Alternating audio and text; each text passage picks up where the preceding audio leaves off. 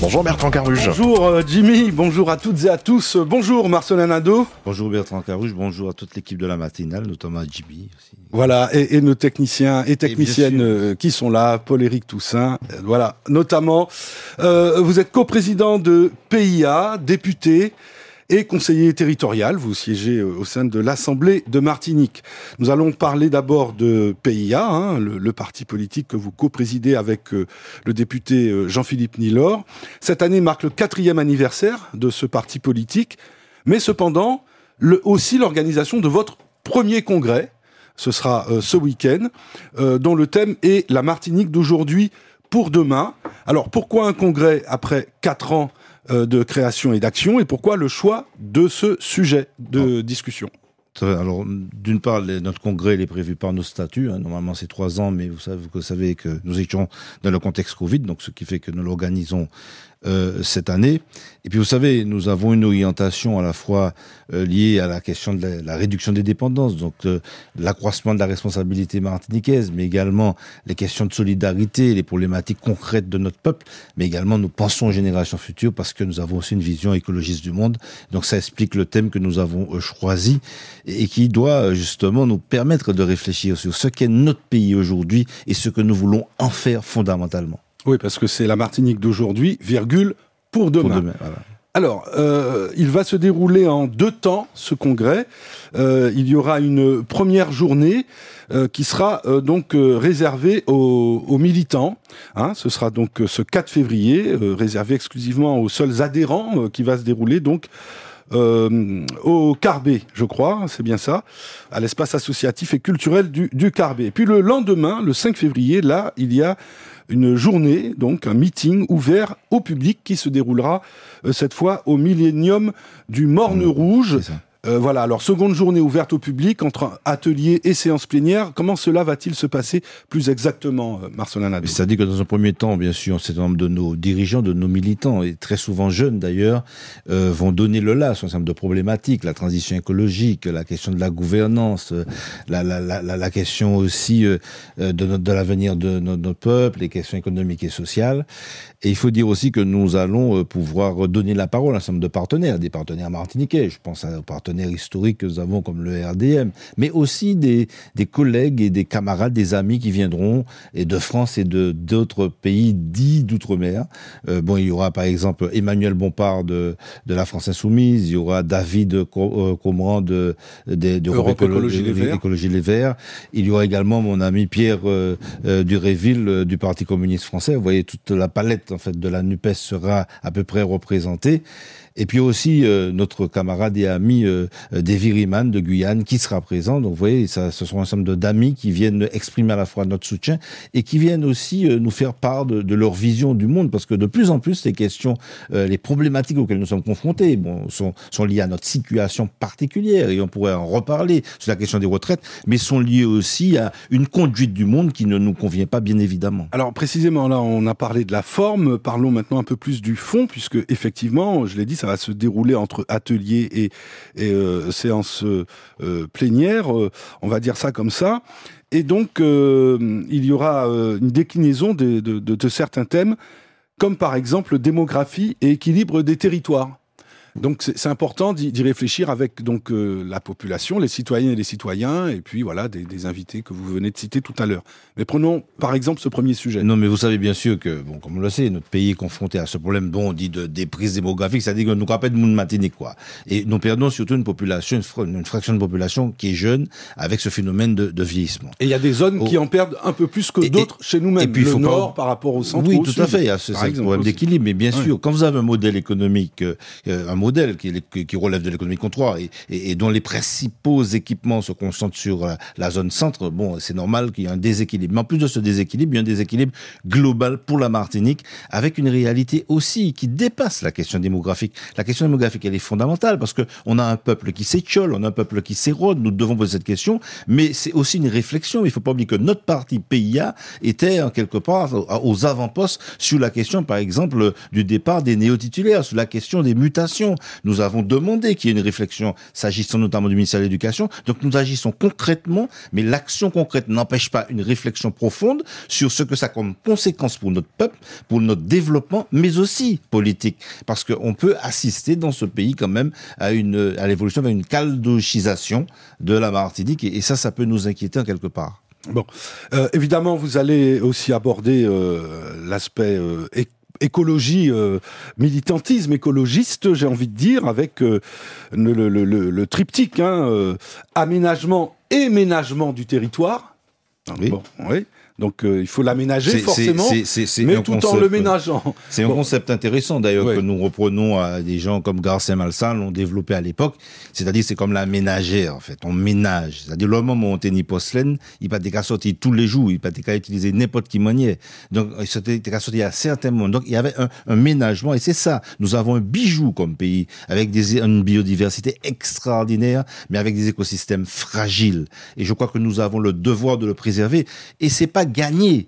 Parce que j'étais récemment, par exemple, à l'Assemblée Générale de la Sopamar, où on faisait encore et encore le constat d'une perte considérable du foncier agricole. On sait bien que les dimensions de notre pays, que les pollutions, notamment au chlordécone, mais les pollutions à d'autres pesticides, font qu'il y a une sorte de concurrence sur la question du foncier, et les mêmes qui sont responsables de ces pollutions, ce sont ceux-là même, justement, qui ont des stratégies inadmissibles, qui sacrifient quelquefois le foncier agricole sur l'autel d'un soi-disant développement économique. Ouais. Alors donc je parlais du triptyque aménagement et ménagement du territoire. Donc nous devons ménager notamment le foncier agricole. Voilà, mais qu'il faut concilier avec la transition écologique et énergétique aussi. Donc pour certains c'est un peu la quadrature du cercle, que c'est un défi impossible à relever. Alors vous savez, Bertrand Carruge, l'écologie c'est une question d'équilibre. Et je le dis d'autant que j'ai participé à l'Assemblée nationale à un débat sur l'accroissement de la production des énergies renouvelables. Voilà un gouvernement qui a été condamné 2 fois pour insuffisance d'action sur la question climatique, et qui aujourd'hui fait une course considérable pour essayer de rattraper le retard, sauf que, par exemple, il proposait, contrairement à ce qu'avaient décidé les élus martiniquais lorsqu'ils avaient, à travers la loi d'habilitation, de ne pas implanter des panneaux photovoltaïques sur le foncier agricole, eux, ils voulaient le faire. Heureusement qu'on a essayé d'atténuer les choses par le biais ce que nous avons demandé, c'est-à-dire un avis conforme de la CDPENAF qui nous permet quand même de ralentir les choses. Mais voilà, vous voyez, c'est pour ça qu'il faut pas confondre vitesse et précipitation. L'écologie, c'est une question d'équilibre. Nous avons pris un certain retard sur la question des énergies renouvelables. Nous dépendons encore trop des énergies fossiles, notamment du fioul. Aujourd'hui, il faut développer les énergies renouvelables, mais il faut le faire sur le modèle de mixte énergétique qui part de notre potentiel en matière d'énergie renouvelable. Il y a du vent dans certaines zones, il y a du soleil partout, etc.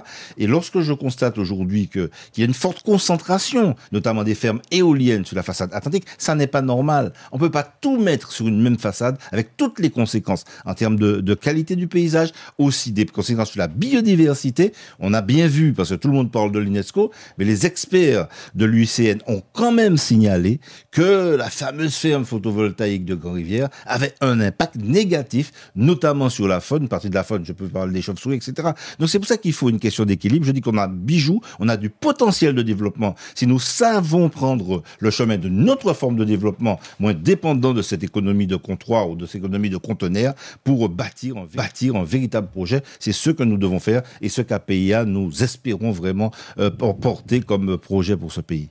Voilà, donc un des sujets qui sera abordé donc à cette journée du 5 février lors du premier congrès de PIA au Millennium Morne Rouge sur le thème La Martinique d'aujourd'hui pour demain.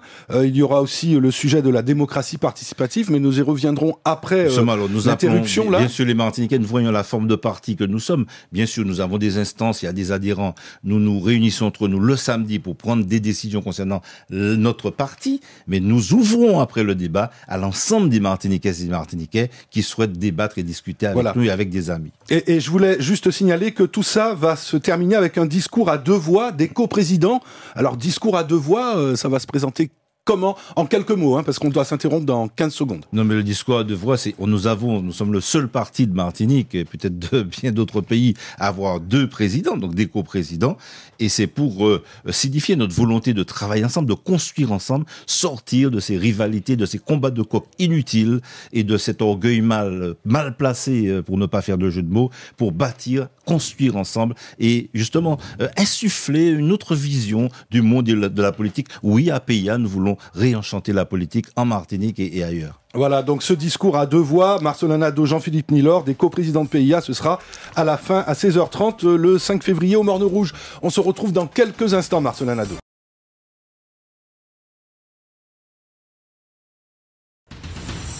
Sazot Kadi, la suite. Toutes vos questions en direct au 63 23 23 sur Martinique la Première.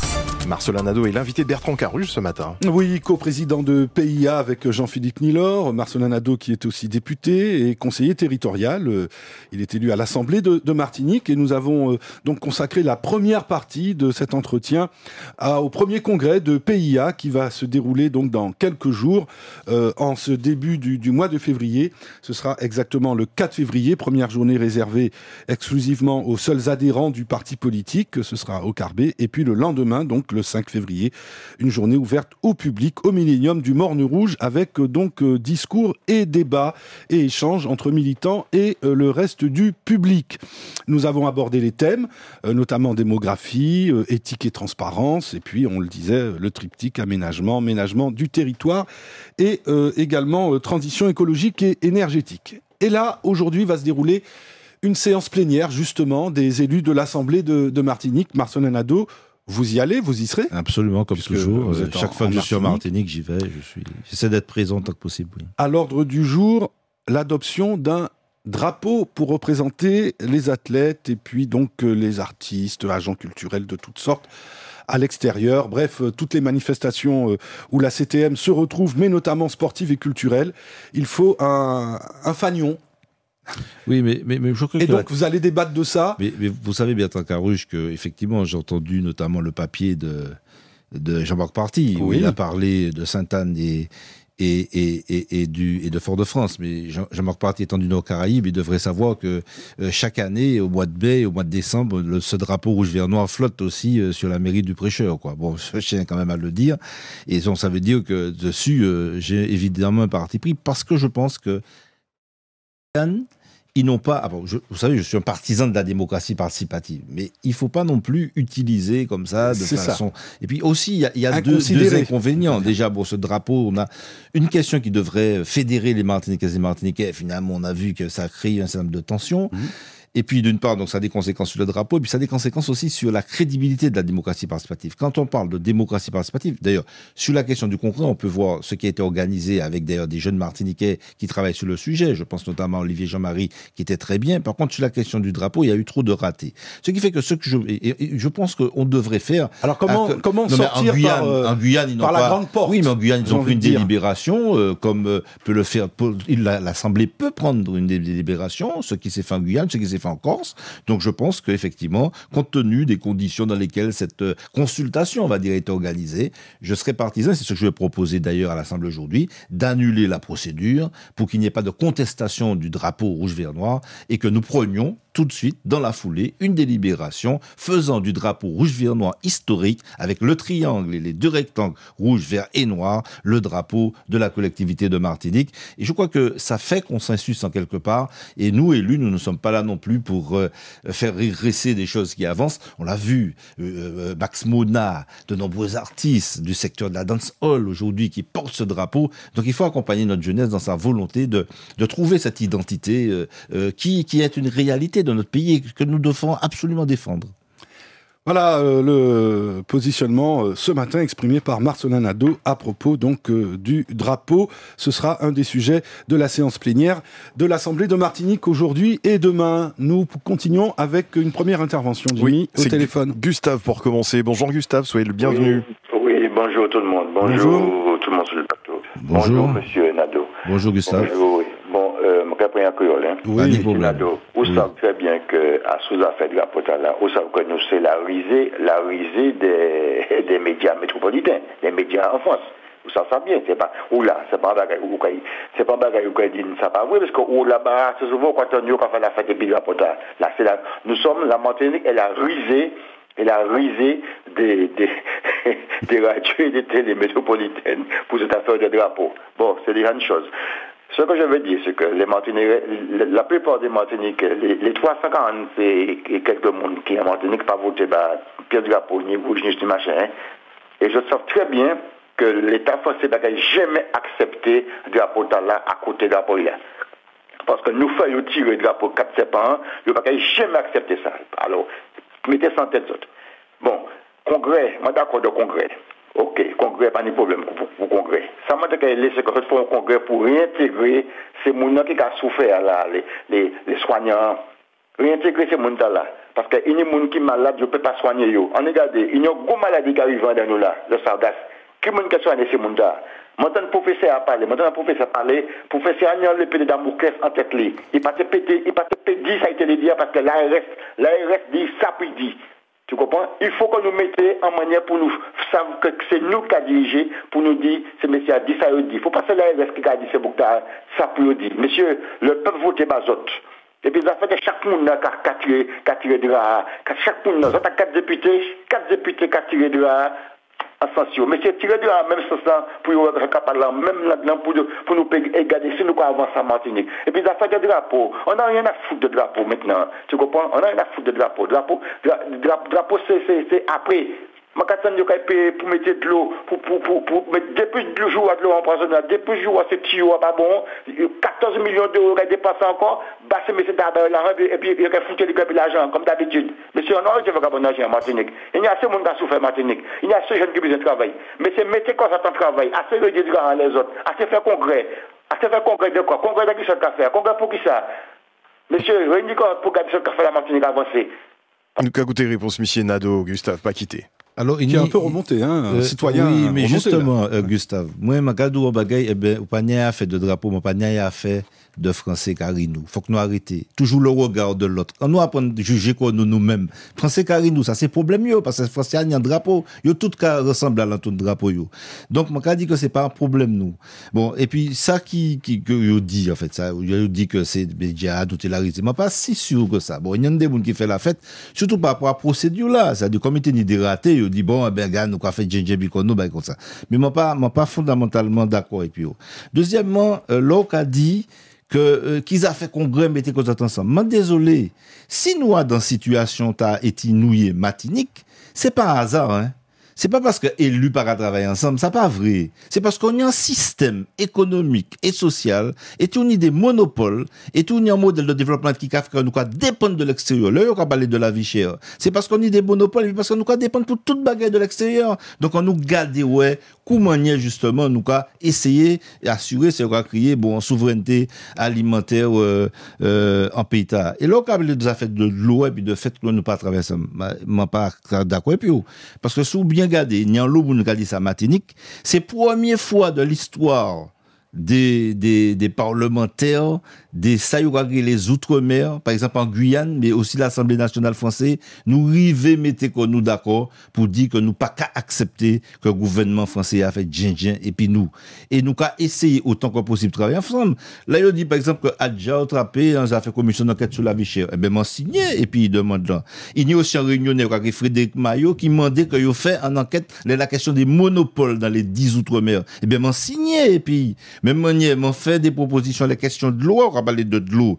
Nous qu'a dit effectivement, alors, mon ouais que le conseil exécutif qui a proposé nous aujourd'hui, de mettre 14 millions en les réseaux de l'eau. Mais mon qu'a dit que, faut que nous, Martiniquais, dit que vagabondagerie en les questions de l'eau, c'est parce que pendant l'année, l'État français pas occupé de affaires de l'eau, selon leur principe français, on va crier l'eau paie l'eau. Pendant qu'il a mis des agences de l'eau, pas beaucoup côté la France, nous pas même ni l'office de l'eau que nous ni Jodia. là. Et ça m'a demandé, faut écouter ça nous a dit, faut écouter, garder ça nous a fait. M'a demandé que nous ni en loi de programmation pour que tout ça yo qu'a créé les outre-mer bénéficier de moyens parce que comment nous expliquer que le gouvernement français a les questions sur exemple de gouvernance de l'eau et qu'a la Guadeloupe 10 millions nous a dit oulou bravo les camarades Guadeloupe nous comptent bayo mais nous aussi nous avons un problème de gouvernance et le Six plombé par exemple Cap Nord et Koumounier n'a pas fait même bail là pour Martinique aussi donc c'est pour ça nous avons demandé que pour tout ce que les outre-mer qu'il y a une loi de programmation donc encore que nous avons gourmé nous avons avancé mais nous n'avons besoin de parti politique nous n'avons besoin de faire politique